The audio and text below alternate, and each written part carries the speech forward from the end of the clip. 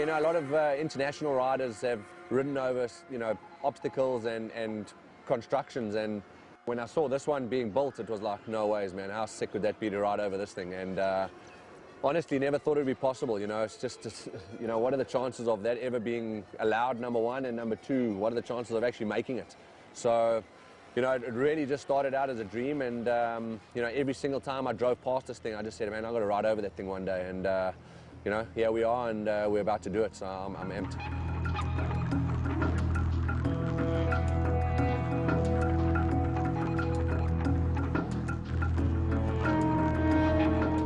The Moses Mabhida Stadium was built for the World Cup. The arch itself is 2,600 tons of steel, and it's 350 meters long. At its highest point, it's 106 meters above sea level. From start to finish, it's about 550 steps to the top, which is a long way, and another 500 on the other side. We allow people to walk up the arch. We've never tried anything else. Walking it alone is quite a feat.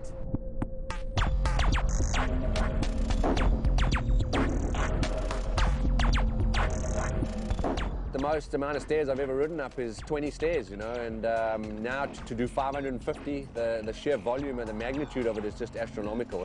You know, 105 meters high, the gradient is really gnarly, and, you know, who knows what's going to happen. You know, it's all about mental toughness, you know. It's one thing to ride this, but another thing to believe that you can do it, and that's all I've been thinking for 3 months. You know, the difficult thing about this is that, you know, the stairs are pretty steep at the bottom, and the distance between the stairs is different to a normal flight of stairs. So, you know, the angle is going to be the most tricky part, and really, you know, initially I thought the up was going to be the difficult thing, but I think the down is going to be pretty gnarly too in terms of the brakes overheating. So, you know, it's the fear of the unknown. We have no idea what's going to happen. Phase 1. Brian is a trials champion, SA champs. He's SA super motard champion many, many times. You know, I think the kind of guy is he likes a challenge. I think he's at the peak of his performance now, and now's the time to make championship after championship stick in years to come. This is the warning.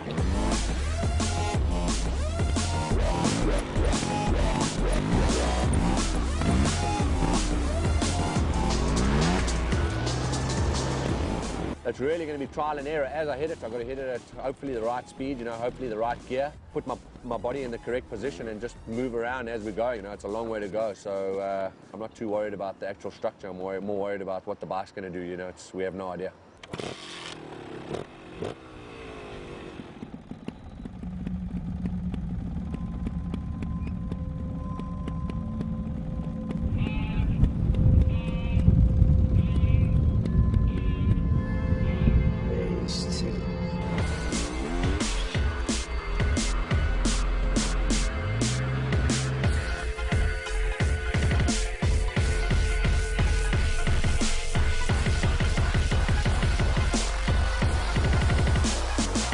Can you dig it?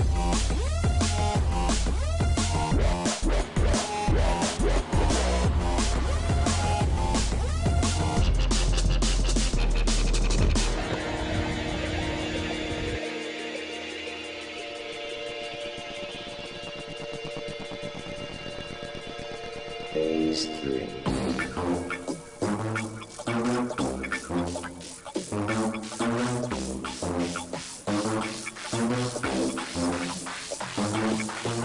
On the brakes for so long that you know the brakes overheat. You know, these brakes are not designed for massive build-up of heat, and it's not built for this kind of distance to be on the brakes for so long. So just had to really use the engine braking. You know, try and get a good balance between front and back brakes, and just keep it real slow, just in case something did happen. If it ran away from me, I'd have to jump off the back.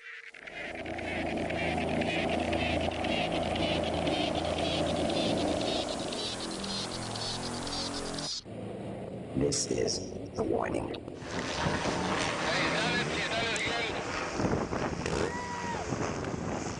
Yeah, you know, the adrenaline pumping so hard when I came out of the cable car. You know, it's difficult to explain in words. You know, my heart rate must have been over 160 beats a minute.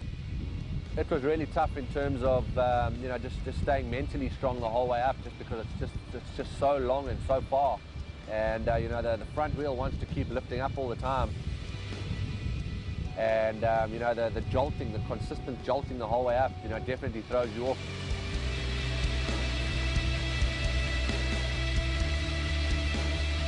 Coming down the bottom down there and just looking back and just realizing that we'd done it, man, it was like the biggest adrenaline rush you could ever imagine. So honestly, just blown away that we got to do it, you know, absolutely stoked that we made it, and I'm alive to live another day and look for the next challenge.